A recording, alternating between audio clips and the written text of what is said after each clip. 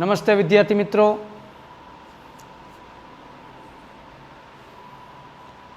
હવે આ લેક્ચરની અંદર આપણે આગળ થોડાક દાખલા જોઈ. એમાં એક આકૃતિ આપણી સામે બોર્ડ ઉપર છે. જુઓ, આપેલ આકૃતિમાં દર્શાવ્યા પ્રમાણે એક વર્તુળાકાર મેજ ઉપર, વર્તુળાકાર ટેબલ છે મેજ, એના ઉપર 6 ભાતવાળું એક આવરણ પાથરેલું છે. આ વર્તુળાકાર મેજ છે એના ઉપર 6 ભાતવાળું, આ 6 ભાત બની કહેવાય. અહીંયા એને આમ કરી દીધી આ રીતે.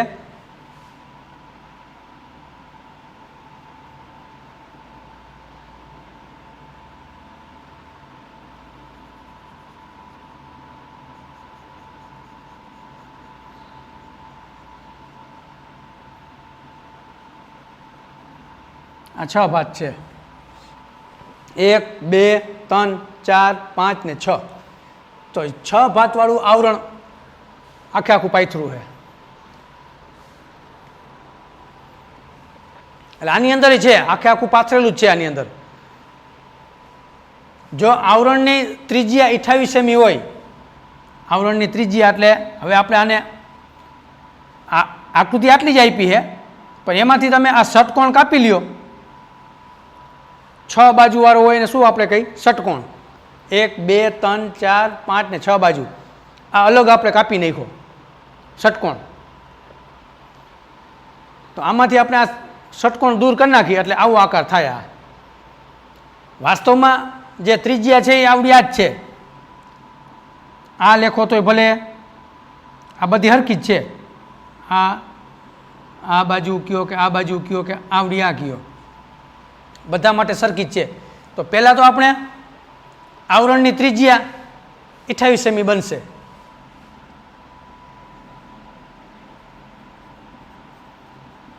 આવરણની ત્રિજ્યા r બરાબર 28 સેમી.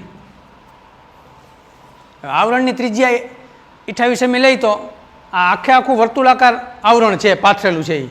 તો એનો મતલબ આવરણનું ક્ષેત્રફળ એટલે એ વર્તુળનું ક્ષેત્રફળ બન્યું.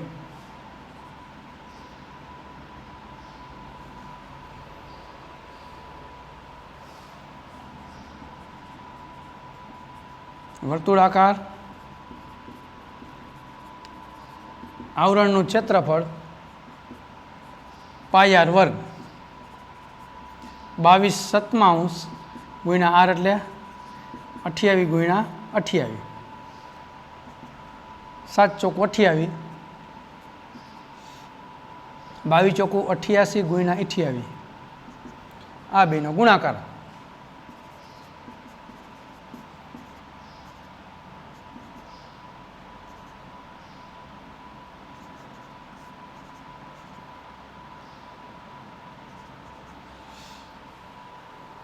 ચોવીસ 64, 2464 સેમી સ્ક્વેર. સેમી સ્ક્વેર આ બન્યું વર્તુળાકાર આવરણનું. આ જે વર્તુળાકાર આખે આખું આવરણ પાથરેલું છે એનું ક્ષેત્રફળ બન્યું.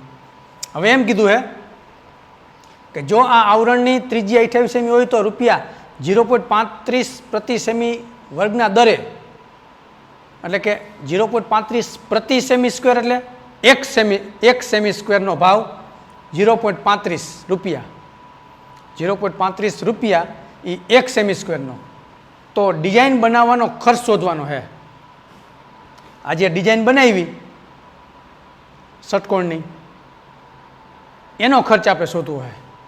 તો એનો મતલબ એ થઈ છે કે જે આખે આખું વર્તુળનું ક્ષેત્રફળ છે એમાંથી આ ષટકોણનું ક્ષેત્રફળ બાદ કરી નાખી. વર્તુળાકારનું ક્ષેત્રફળ આપણે અત્યારે મેળવ્યું, એમાંથી આ ષટકોણનું બાદ કરી નાખી અને જે ક્ષેત્રફળ વધે આ ડિઝાઇન બનાવવાનો, વાંહે આટલું વધશે આ ડિઝાઇન બનાવવાનું, આટલું તો કાઢવું જ પડે. આપણે વટલો ભાગ કાઢી નાખવાનો, એ આપણે આ ષટકોણ કાઢી નાખવાનો. તો આ ડિઝાઇન જે બનાવી છે એટલા પૂરતો જ ખર્ચ શોધવાનો છે. તો પહેલાં આપણે વર્તુળાકાર આવરણનું ક્ષેત્રફળ શોધવું પડે. હવે આપણે શોધવું પડશે ષટકોણ.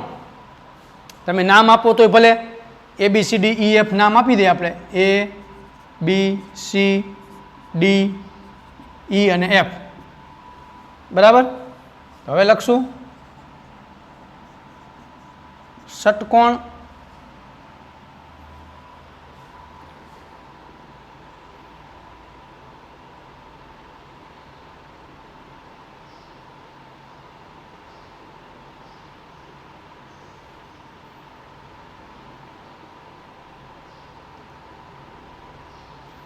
ષટકોણનું ક્ષેત્રફળ કેટલું બનશે તો કે તમે આમ વિચારો આના આકૃતિમાં અહીંયાથી વિચારીએ આપણે તો શું બનશે જુઓ અથવા તો આમાંય કેન્દ્ર તો આ જ રહેશે જે છે જ કેન્દ્ર રહીએ એક વર્તુળનો ભાગ જ છે એટલે કેન્દ્ર અહીંયા જ રહીએ તો અહીંયાથી અને અહીંયાથી એ ત્રિજ્યા બની અહીંયા જોડી દો એટલે એ એક ત્રિકોણ થયો અહીંયા ત્રિકોણ થયો આ ત્રિકોણ અને અહીંયાથી આ જોડો એટલે આ ત્રિકોણ તો કુલ કેટલા ત્રિકોણ થયા 1 2 3 4 5 ને 6 ત્રિકોણ થયા અને 6 ત્રિકોણ કેવા થયા હવે આપણને લાઈટ થઈ જવી જોઈએ કારણ કે વર્તુળાકારની અંદર આપણે સરખા ગાળે આપણે ષટકોણ બનાવ્યા છે બધાયનો માપ સરખો જ છે એવી રીતે કાપ્યો છે તો આ જે ત્રિકોણ બનશે એ સમબાજુ ત્રિકોણ બનશે કેવો સમબાજુ તો ષટકોણ ABCDનું ક્ષેત્રફળ બરાબર શું કહેવાય 6 ગુણ્યા એટલે કે 6 સમબાજુનું 6 ગુણ્યા સમબાજુ ત્રિકોણનું ક્ષેત્રફળ 6 ગુણ્યા સમબાજુનું ક્ષેત્રફળ શું છે વર્ગમૂળ 3/4 ગુણ્યા બાજુનો સ્ક્વેર બાજુ એટલે કેટલી 21 સેમી કેટલી 21 સેમી બાજુ શું કરવા અલા સોરી 28 સેમી હા 28 સેમી 21 નહીં પણ 28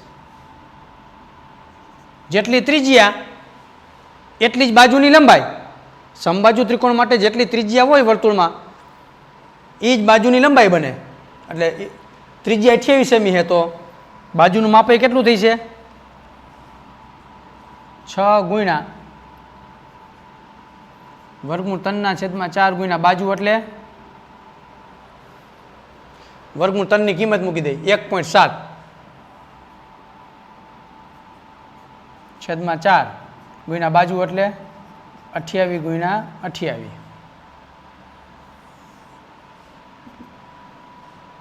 6 ગુણ્યા 17/4 ગુણ્યા 10 મૂકી દે પોઈન્ટ નીકળી ગયો ગુણ્યા 28 ગુણ્યા 28 4 7 28 હવે છેદમાં 10 ભલે રહ્યા એક પછી પોઈન્ટ આપણે મૂકવા થાય ઉપરનો ગુણાકાર આપણે કરી નાખીએ એટલે આપણે એક પછી પોઈન્ટ છે એ મૂકવા થાય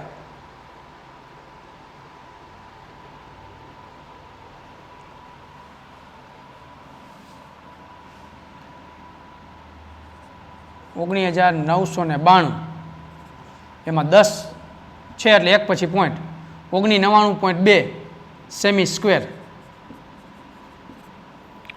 આ એનો ગુણાકાર મળે 1999.2 સેમી સ્ક્વેર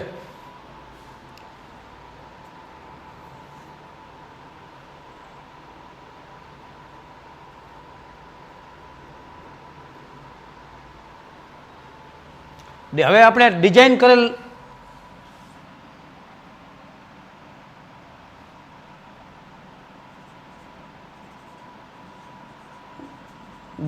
કરેલ ભાગનું ક્ષેત્રફળ બરાબર શું બને વર્તુળના ક્ષેત્રફળમાંથી ષટકોણનું બાદ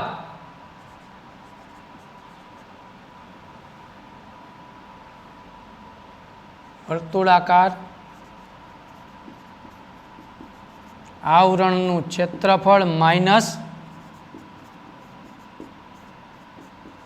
ષટકોણનું ક્ષેત્રફળ વર્તુળાકારનું છે 2464 માઇનસ ષટકોણનું છે 1999.2 હવે બાદબાકી કરી નાખી 2464માંથી 1999.2 બાયણે ઉપર કાંઈ નથી એટલે પોઈન્ટ કહીને 0 મૂકી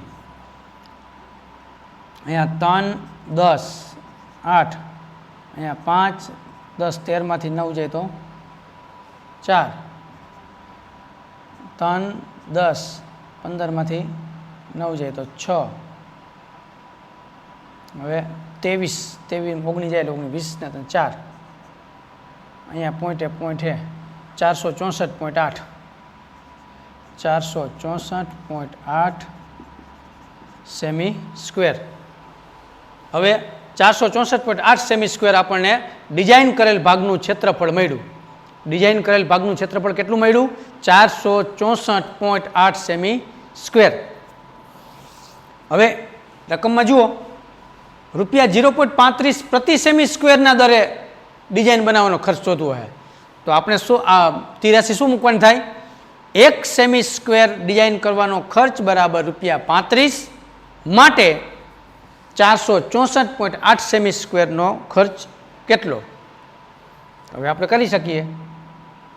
1 સેમી સ્ક્વેર ડિઝાઇન બનાવવાનો ખર્ચ બરાબર રૂપિયા 0.35 માટે 464.8 સેમી સ્ક્વેર ડિઝાઇન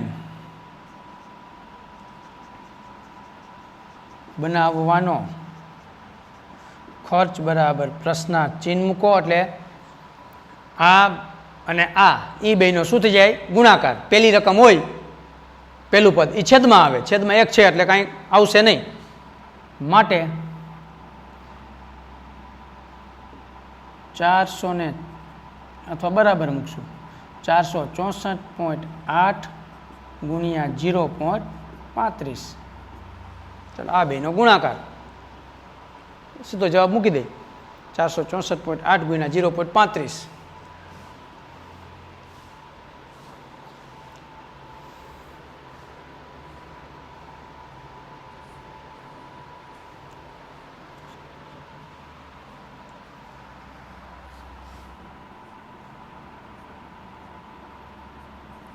$162.68. ચલો આટલા બનશે.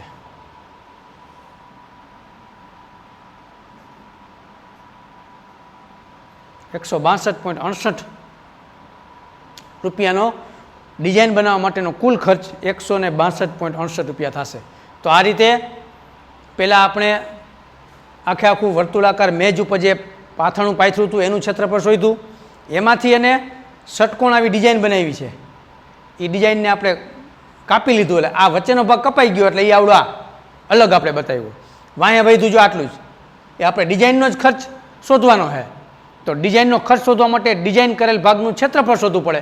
તો ડિઝાઇન કરેલ ભાગનું ક્ષેત્રફળ આપણને કેવી રીતે મળે કે આખું જે વર્તુળાકારનું આવરણનું ક્ષેત્રફળ છે એમાંથી ષટકોણનું બાદ કર્યું, આટલું બાદ થઈ ગયું, આ વચ્ચેનું બધું વાંયા વૈધું આજ આ એટલું જ એની આપણે બાદબાકી કરી. પહેલાં વર્તુળનું શોધ્યું, પછી કે આને આપણે સમબાજુ ત્રિકોણ બને. જો અહીંયા હું જોડી દઉં ને અહીંયા તોય ચાલે. અહીંયાથી કદાચ મેં જોડ્યા હોય ને આ બધા ત્રિકોણને એ જ થાય. આ બધા સમબાજુ ત્રિકોણ છે, જોડવા પડે તો આ આકૃતિની જરૂર ન પડે. આમાં જોડી દઈ તો એને નથી બતાવી, આપણે જોડવી પડે. યાદ રાખજો, આપણે જોડવી પડે તો આપણને ખ્યાલ આવે. એટલે આ રીતે ષટકોણનું બાદ કરી નાખ્યું. ષટકોણના ક્ષેત્રફળમાં એ 6 સમબાજુ બન્યા, 1 2 3 4 5 ને 6. તો સમબાજુ ત્રિકોણ માટે જરૂર કે નહીં પડે બાજુની લંબાઈની. તો બાજુની લંબાઈ 28 સેમી હતી. કેટલી?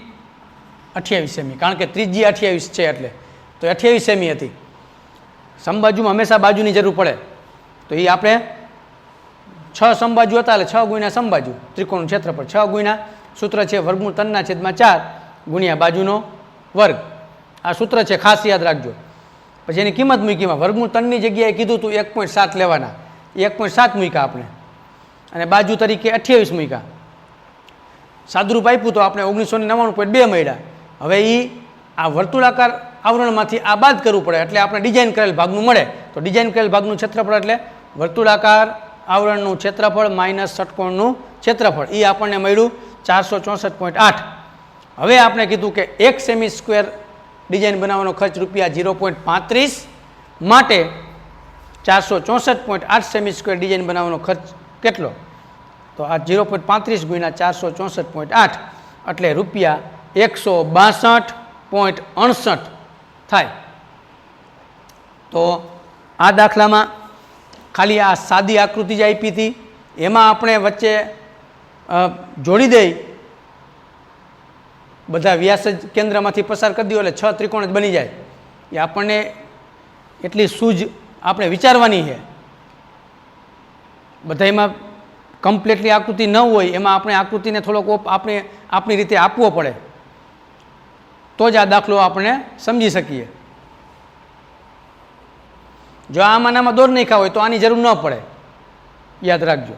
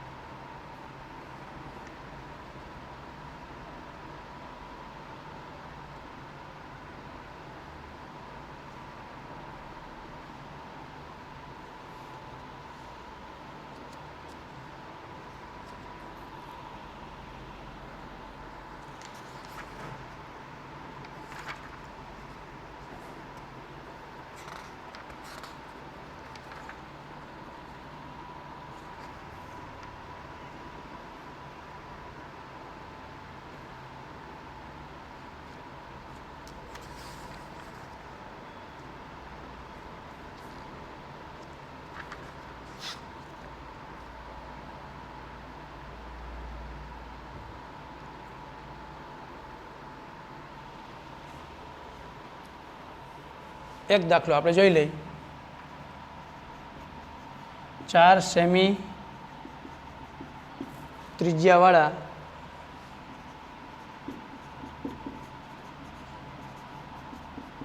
અને કેન્દ્ર આગળ 30નો ખૂણો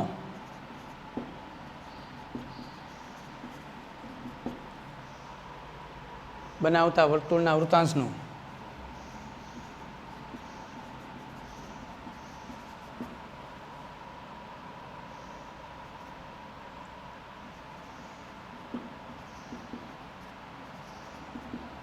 ક્ષેત્રફળ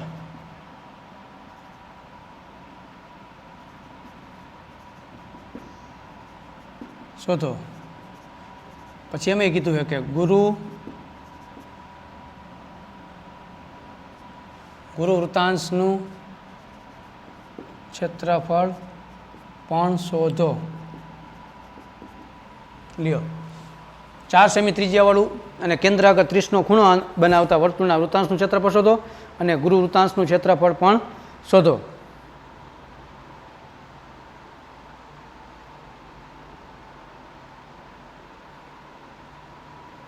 પાઈ બરાબર 3.14.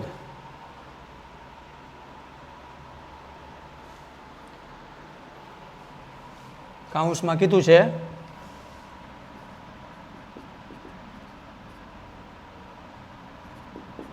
3.14.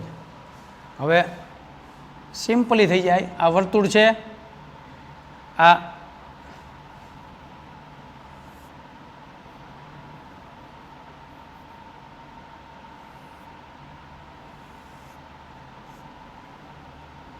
એનો વૃતાંશ આ રીતે બને. ઓ કેન્દ્ર નામ આપી દો, APB. આ વૃતાંશ આટલો ભાગ આવે ને, આ ત્રિજ્યા અને આટલો ભાગ, અને ખૂણો છે 30નો. વૃતાંશની ત્રિજ્યા R બરાબર 4 સેમી.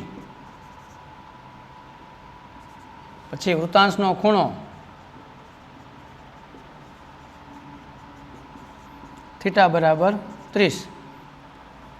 તો લઘુ વૃતાંશ કોણ બનશે? OAPB. OAPB નું ક્ષેત્રફળ બરાબર, સૂત્ર છે થીટાના છેદમાં 360 ગુણ્યા પાઈ આર સ્ક્વેર.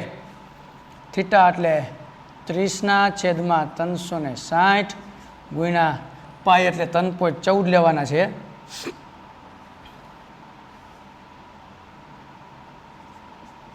.314 છેદમાં 100 ગુણ્યા આર એટલે 4 ગુણ્યા 4.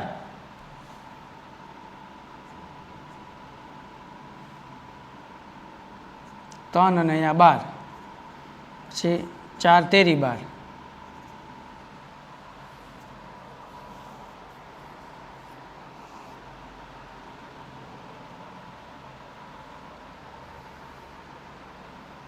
આવું જ્યારે આવે ત્યારે 314 ગુણ્યા 4 એટલે 1256. 1256 ને 3 વડે ભાંગી નખાય. 100 ને ન વડાય, 100 ને વતાવાય જ નહીં. 1256 ભાંગા 3 કરી નાખી તો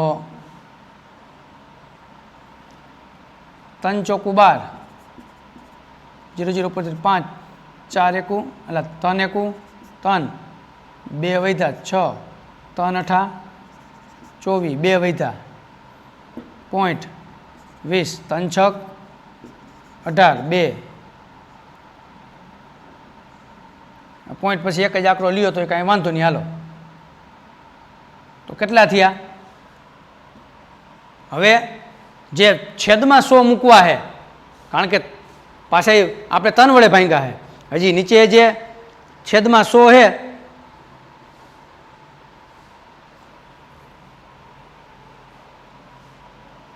એ પોઈન્ટ 2 પછી હજી આમનું હટે ને, 1 અને 2 આંકડા પછી હજી પોઈન્ટ 100 છે તો અહીંયા પોઈન્ટ આવે 4.18 થાય. પણ ત્રીજો આંકડો 5 કે 5 થી મોટો હોય તો 18 ના 19 થાય. 18 ના 19 થાય. પોઈન્ટ પછીનો ત્રીજો આંકડો 5 કે 5 થી મોટો હોય તો એક અંકનો ઉમેરો થાય એટલે 4.18 હોય તો અહીંયા 4.19 થાય. 4.19 સેમી સ્ક્વેર.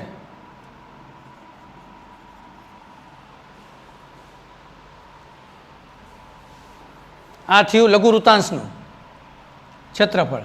હવે આપણે ગુરુ વૃતાંશનું ક્ષેત્રફળ એ શોધવાનું છે. તો ગુરુ વૃતાંશનું ક્ષેત્રફળ બરાબર, સૂત્ર યાદ કરો. ગુરુ વૃતાંશનું ક્ષેત્રફળ એટલે વર્તુળના ક્ષેત્રફળમાંથી વર્તુળનું ક્ષેત્ર, લઘુ વૃતાંશનું બાદ વર્તુળના ક્ષેત્રફળમાંથી, એટલે વર્તુળનું એટલે પાઈ આર વર્ગ સીધું મૂકી દે. વર્તુળના ક્ષેત્રફળમાંથી લઘુ વૃતાંશનું બાદ તો પાઈ આર સ્ક્વેર માઇનસ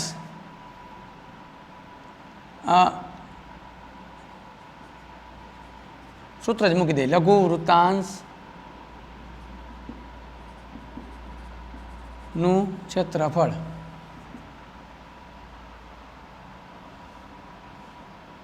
પાઈ એટલે 314 ના છેદમાં 100 ગુણ્યા આર એટલે 4 ગુણ્યા 4 માઇનસ લઘુ વૃતાંશનું કેટલું આવ્યું? 4.19. હવે આપણે કાંઈ આ બાજુ આવું જ નથી. આપણે આ અહીંયા ગુણાકારનો સંબંધ છે એટલે આપણે આનું સાદુરૂપ આપશું. તો 100 ભલે રહ્યા અથવા તો આ ભલે રહ્યા. હાલો 314 ગુણ્યા 16 કરી નાખો.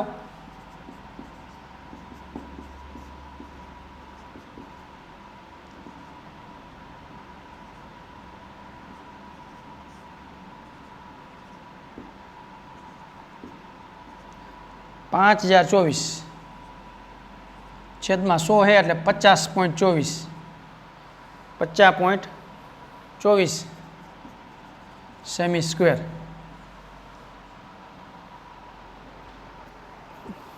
આ આપણને શેનું મળ્યું? ગુરુ વૃત્તાંશનું. એને કીધું હતું ને ગુરુ વૃત્તાંશનું પણ શોધો. તો લઘુ વૃત્તાંશનું 4.19 સેમી સ્ક્વેર અને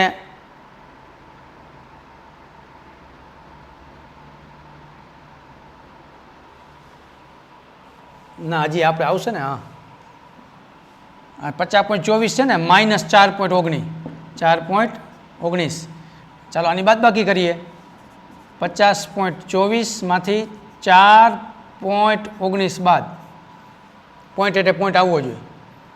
તો 14 માંથી 9 જાય તો 5 0 પોઈન્ટ 50 માં 4 જાય તો 46 46.05 46.05 સેમી સ્ક્વેર. આ આપણને મળ્યું ગુરુ વૃત્તાંશનું ક્ષેત્રફળ. પહેલાં આપણે વૃત્તાંશનો ખૂણો આપ્યો હતો અને વૃત્તાંશની ત્રિજ્યા આપી હતી. એના ઉપરથી આપણે લઘુ વૃત્તાંશનું શોધ્યું કે લઘુ વૃત્તાંશ OAPB એટલે આ ભાગ. લઘુ વૃત્તાંશનું ક્ષેત્રફળ બન્યું 4.19 અને ગુરુ વૃત્તાંશનું બન્યું 46.05 સેમી સ્ક્વેર. ચાલો અહીંયા આ પૂર્ણ થાય છે. હવે પછીના દાખલા, આ લેક્ચર આપણે અહીંયા પૂરો કરશું. હવે પછીના દાખલામાં આકૃતિવાળા જ છે પણ લંબચોરસની અંદર વર્તુળ હોય ને કાં વર્તુળની અંદર ચોરસ ને લંબચોરસ હોય ને એક વર્તુળની અંદર એક ચોરસની અંદર જાજા બધા વર્તુળો હોય ને બરાબર એવી એકની અંદર બીજી આકૃતિ ભળેલી છે એના ક્ષેત્રફળ આપણને કેમ શોધવા એને કહેવાય સંયોજિત આકૃતિઓનું ક્ષેત્રફળ. સંયોજિત આકૃતિનું ક્ષેત્રફળ એ લેક્ચર આપણે હવે પછીના સમયમાં જોશું. અસ્તુ.